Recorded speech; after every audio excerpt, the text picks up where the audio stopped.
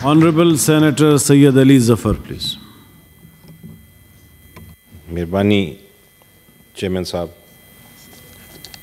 آج ہم اس جگہ پہ جو جمع ہوئے ہیں وہ صرف پاکستانیوں کی حیثیت سے نہیں، سینیٹرز کی حیثیت سے نہیں، میرا خیال ہے کہ جمہوریت کے محافظوں کی حیثیت سے کھڑے ہوئے ہیں، کیونکہ جناب چیئرمین ایک بہت بڑا جرم ہوا ہے جس نے ملک کی بنیادیں ہلا دی ہیں۔ ہمارا اب فرض ہے آج کہ جو زخم ہے اس کو کس طرح ٹھیک کیا جائے۔ جناب چیئرمین، سب سے پہلے تو میں پاکستان کی قوم کو خراج تحسین پیش کرنا چاہوں گا، کیونکہ انہوں نے ان سب واقعات جو ہوئے پری پول اور پوسٹ پول ریگنگ میں، انہوں نے اس کے باوجود ایک لاؤڈ اینڈ کلیئر، بلند اور صاف مینڈیٹ اور فیصلہ دے دیا ہے۔ چاہے کوئی مانے یا نہ مانے، وہ فیصلہ انہوں نے امید اور جمہوریت کے حق میں دیا ہے۔ کوئی مانے یا نہ مانے، یہ فیصلہ پی ٹی آئی اور عمران خان صاحب کے فیور میں دیا ہے، واضح طور پہ دیا ہے۔ آپ اگر پری پول ریگنگ کی بات کرتے ہیں اور پوسٹ پول ریگنگ کی بات کرتے ہیں تو لوگوں کے سامنے بڑی مشکلات تھیں، لیکن پاکستان کے نوجوانوں نے ایک انقلاب لے آئے ہیں۔ It is a revolution sir, it is a revolution of hope and in favour of democracy. Pre poll rigging کیا ہو رہا تھا سب کو پتہ ہے۔ ایک جماعت کو ٹارگٹ کیا گیا، لوگوں کو ہراساں کیا گیا، ان میں خوف پیدا کیا گیا اس امید سے کہ شاید وہ ووٹ کرنے نہیں آئیں گے۔ پی ٹی آئی کے جو لیڈرز تھے ان کو اریسٹ کیا گیا، سب کو معلوم ہے، کوئی چھپی بات نہیں۔ ایک مقدمے سے نکلتے تھے تو دوسرے مقدمے میں ان کو اریسٹ کر لیا جاتا تھا۔ جب الیکشن کیمپین شروع ہوئی، سپریم کورٹ آف پاکستان نے اناؤنس کیا کہ 8 فروری کو الیکشن ہوں گے، تب سے لے کے الیکشن ڈے تک ایک بھی جلسہ نہیں کرنے دیا پی ٹی آئی کو۔ جب پی ٹی آئی کے کینڈیڈیٹس باہر نکلنے کی کوشش کرتے تھے، لوگوں کے ساتھ، عوام کے ساتھ ملاقات کرنے کی کوشش کرتے تھے تو ان کے گھروں میں ریڈز ہو جاتے تھے، ان کو نامینیشن پیپرز فائل نہیں کرنے دیے گئے۔ میں اپنی جو دوسری جماعتیں ہیں ان کو اگر ان کی اس پچھلے 30 دن کی تاریخ دیکھوں تو بڑے بڑے جلسے کیے ان سب نے۔ ایک طرف جلسہ ہو رہا ہوتا تھا ایک اپوننٹ پولیٹیکل پارٹی کا، تو دوسری طرف سیکشن 144 لگ جاتا تھا کہ پی ٹی آئی کا جلسہ نہ ہو۔ یہ تھی پری پول ریگنگ۔ اور پھر سب سے بڑا جو ظلم، سب سے بڑا جو گناہ، سب سے بڑا جو زخم جمہوریت کو ڈالا گیا، وہ الیکشن سے کچھ دیر پہلے پی ٹی آئی کا سمبل لے لیا گیا۔ پی ٹی آئی کا سمبل جو لیا گیا اس کا مقصد یہ تھا کہ لوگ کنفیوز ہو جائے، پبلک، عوام جو ہے پی ٹی آئی کو ووٹ نہ کر سکے، لیکن اصل میں یہ عوام کی جو بنیادی حق تھا وہ ان سے چھینا گیا۔ اور میرا خیال ہے میرے جو ساتھی ہیں پیپلز پارٹی والے، ان کو یاد ہوگا کہ ایک جب قانون پاس کیا گیا تھا اور اس قانون میں یہ کہا گیا تھا کہ ایک پولیٹیکل پارٹی جو سیاسی جماعت ہے وہ سمبل اس کو نہیں ملے گا، تو محترمہ بے نظیر بھٹو شہید نے ایک کیس فائل کیا جو ہماری جورسڈکشن کا ایک بڑا فیمس کیس ہے، بڑا مشہور کیس ہے، اور اس میں پورا سپریم کورٹ بیٹھا، سارے جج صاحب بیٹھے، اور انہوں نے کہا کہ سمبل جو ہے یہ کسی سیاسی جماعت کا حق نہیں، یہ لوگوں کا، یہ عوام کا ایک بنیادی حق ہے آرٹیکل 17 کے تحت، اور یہ کسی صورت میں نہیں چھینا جا سکتا۔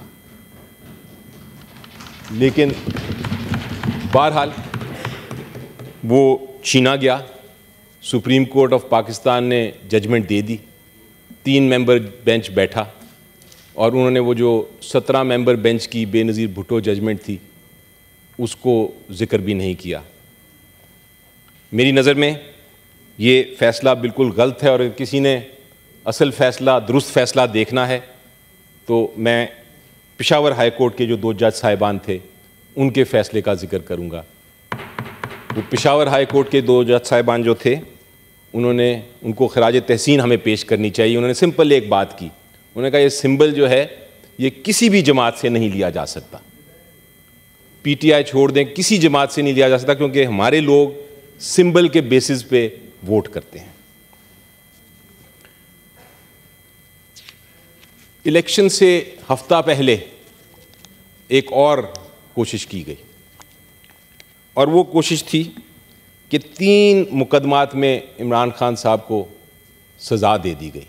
پی ٹی آئی کے فاؤنڈر ممبر کو سزا دے دی گئی تاکہ وہ نااہل ہو جائیں اور لوگ جو ہیں وہ اتنے پریشان ہو جائیں کہ وہ ووٹ کرنے ہی نہ آئیں. 30 دن میں 3 کیسوں کا فیصلہ ہوا, اور یہ کلاسک اگزامپل ہے, یہ کلاسک مثال ہے مس ٹرائل کی, انفیئر ٹرائل کی. اور آج میں کہوں گا اپنے سارے ساتھیوں کو کہ اگر یہ کیسز سیٹ اسائیڈ نہیں ہوئے ہائی کورٹ کے ذریعے تو یہ ایک زہریلا تیر کی طرح ہر پولیٹیشین کے لیے نقصان دہ ہوگا. یہ کیسز جو ہیں, اس طرح کے مقدمے, اس طرح کے مس ٹرائل جس میں ٹرائل ہی نہ ہو اور سزا سنا دی جائے, جس کو وچ ہنٹ کہا جاتا ہے, یہ ہر سیاستدان جو ہے اس ملک کا وہ سفر کرے گا. اور جو آج ہنس رہے ہیں یا سپورٹ کر رہے ہیں ان 3 کیسز کی سزا کو, کل یہ سزائیں ان کو بھی اسی طرح مل سکتی ہیں. ان کیسوں میں ہوا کیا سر؟ آج سے 100 سال پہلے آپ نے سنا ہوگا وچ ہنٹ کا جہاں سے لفظ آیا تھا. 1600 سال پہلے عورتوں کو پکڑ کے کہہ دیتے تھے کہ یہ ڈینے ہیں, ان کو سزا دے دو. اس کو وہاں سے وچ ہنٹ کا لفظ پیدا ہوا کہ ٹرائل کے بغیر سزا دینا. یہ تینوں کیسز ٹرائل کے بغیر سزا دی گئی.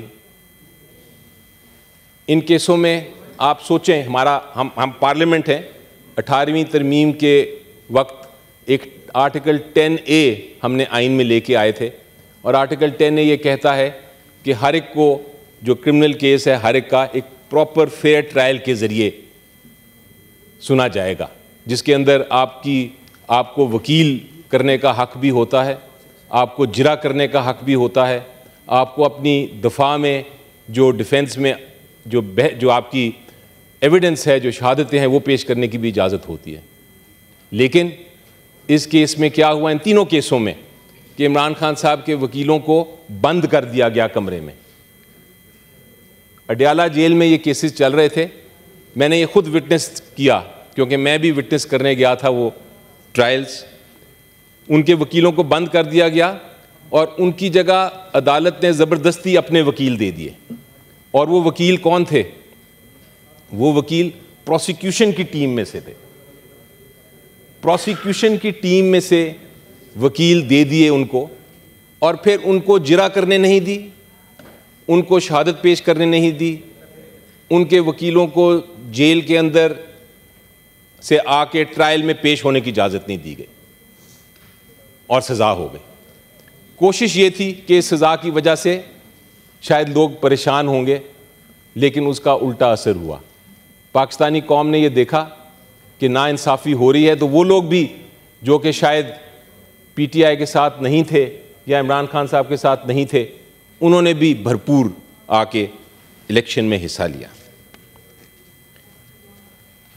یہ ساری چیزوں کے باوجود خوف کی دیواریں توڑتے ہوئے 8 فروری کو بھرپور طریقے سے عوام نے ووٹ کیا, مینڈیٹ دیا اپنا, اور ایک ریولوشن لے کے آ گئے.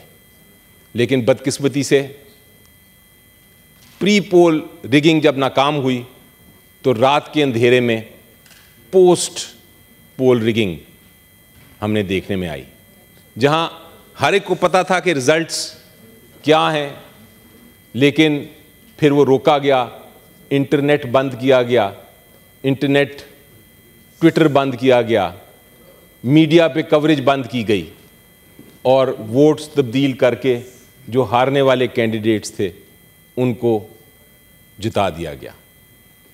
عوام کا مینڈیٹ جو تھا چوری ہو گیا ہے سر, اور یہ ہے ظلم جمہوریت کے ساتھ.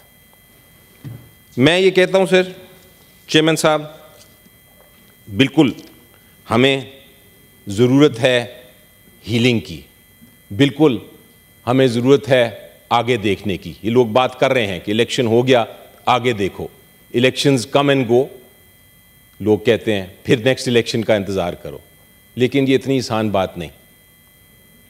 یہ معاملہ ہے عوام کے مینڈیٹ کو چوری کرنے کا, اور اگر آپ تاریخ دیکھیں تو جب بھی عوام کا مینڈیٹ چوری کیا گیا ہے اور ریولوشن کو روکنے کی کوشش کی گئی ہے تو انارکی ہے.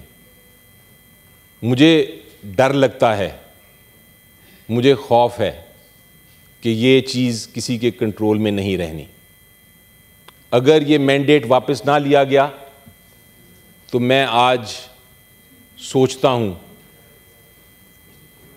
اور میں تاریخ کو دیکھ کے سوچتا ہوں کہ پھر کسی کے ہاتھ میں یہ نہیں رہے گا. آج آپ کوشش کر لیں گے کہ ایک ایسی حکومت بنا لیں جس کے پاس لیجٹیمیسی نہیں ہوگی, لوگوں کا مینڈیٹ نہیں ہوگا, تو وہ حکومت ناکام رہے گی.